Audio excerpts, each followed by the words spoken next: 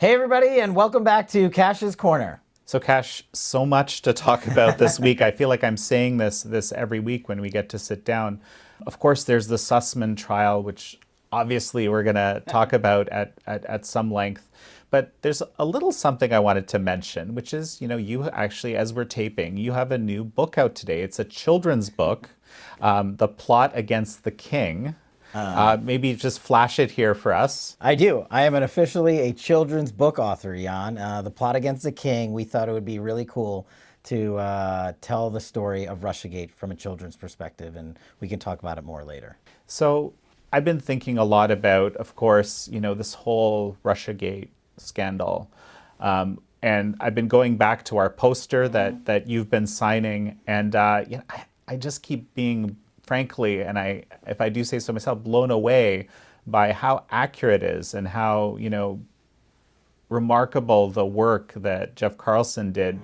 There was almost nothing in that poster which isn't currently correct. It's Jeff Carlson's brainchild. He's the guru when it comes to the pictograph that has withstood the test of time for Russiagate. I hope our audience goes over to Truth Social and follows Jeff Carlson and what have you, but that poster, Jeff had put years of his life into it. It is my absolute favorite graphic. I think he's one of the only journalists who's put together something so expansive and nothing in it is factually incorrect. So, hats off to Jeff. Yeah, and I'll also flag that Jasper Fackert, our chief editor, also played a significant role at sort of the visualization of all of it. But yeah, no, absolutely. So we have our reporter John Haughey basically on the scene, live tweeting. We're pushing that out through our Epoch Times account on Truth Social as well. Incredible stuff going on. Let me start with actually reading a headline that we had, one of his articles. FBI deemed Trump-Russia claims false in less than a day, agent says. And I'll just mention, I have to mention this. Agent Scott Hellman is on record, basically under oath, saying, I think the person who drafted the main white paper he's talking about was suffering from a mental disability. This white paper that was supposed to provide the evidence. And I want to dive into that, and I want to piggyback on John's tremendous reporting. It's been invaluable and will continue to be. But I think, Jan, let's start sequentially just so our audience has an understanding of how this trial has commenced, jury selection, openings, then dive into the witnesses and the crux of the matter later in the episode, if you're okay with that. Well, actually, a lot of people have had questions about what you think about the jury selection. So why don't you dive into that? Yeah, so look, the way you select a jury real quick is you bring in a big group of people. In national profile cases such as this one, you bring in an even bigger group. I've selected probably 60-some juries in my life when I was doing trial work. And let's just say you bring in 150 people.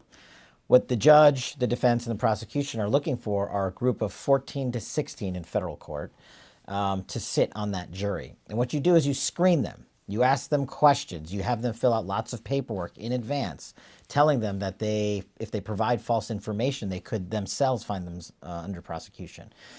And what you want to remove is bias and motivation and politically charged arena, especially in this sort of environment. So each side gets to strike jurors, as we call it. And each side gets to strike jurors either for cause, that is, they cannot maintain their neutrality and abide by what the law is because they have such deep feelings about X or Y, and for a simple example, if you were asked to sit as a juror on a murder case and you had a member of your family who was murdered by someone, it might be tough for you to sit in judgment of an individual, even though they're not related to what happened in your family situation, because you had to go through that, you had to live that, and that might not be the best juror. So in this instance, the same translates over. Of course, it's federal court, it's in D.C., it's already politically charged, and the statistics are what they are. It's overwhelmingly liberal, and the jury pool, as we call it, will be overwhelmingly liberal. But what the judge has to also work on is you can't have no jury. You have to just make people provide truthful statements, and they're basically under oath when they're having this back and forth in the courtroom with the prosecutor, the defense attorneys, and the judge. And you as a prosecutor and as a defense attorney can find cause, a reason to strike a juror. Judge, this person has had this happen in their past, or they've publicly said X. We don't believe they can be fair or neutral in this case. And if you do that, then you've met the legal threshold to strike them, remove them from the jury pool. You can also just use peremptory strikes. You have a handful of those. I think it's about 3 per side in federal court, where you don't have to provide a reasoning at all. You can just strike 3 jurors on your own. Each side gets to do that. And there were some issues. Jury selection always has its issues. In every case, every single one that I ever tried. Jury selection is also one of the main arenas for appellate courts to review a conviction. And one of the main reasons criminal convictions are reversed are errors during jury selection, which is why it's so crucial that the judge get it right and the sides lay out their foundation for their strikes correctly. So I think it's tough. People are going to have criticisms, you know, so-and-so donated to Hillary's campaign and so-and-so, you know, follows this political agenda versus the other. But what the judge is doing is rehabilitating the witnesses to say, look, we know you did this. Can you put that aside? Can you be neutral? And the person is testifying under oath. If it's later found out that they lied or they can't, then they're going to be prosecuted. So it's never going to be what everyone wants. I've never picked a jury in my life as a prosecutor or public defender where we got all the jurors we wanted. No side will ever do that. And so I think it's less of an issue than people are making it out to be. And I think that's because it's a paper case, and we can get into that later.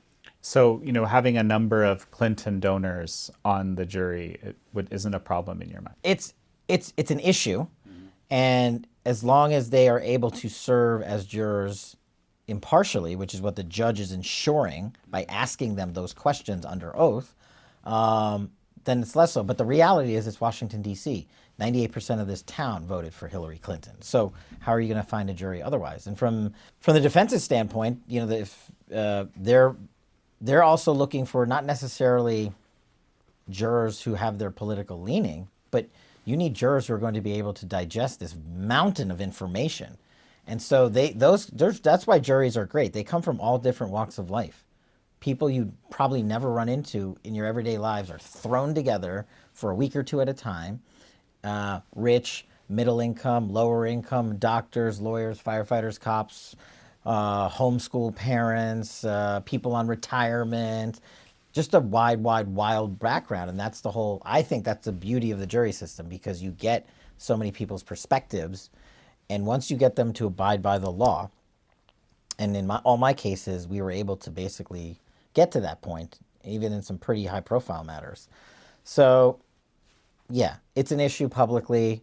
We'll see if it becomes an issue legally. That's what's important to me.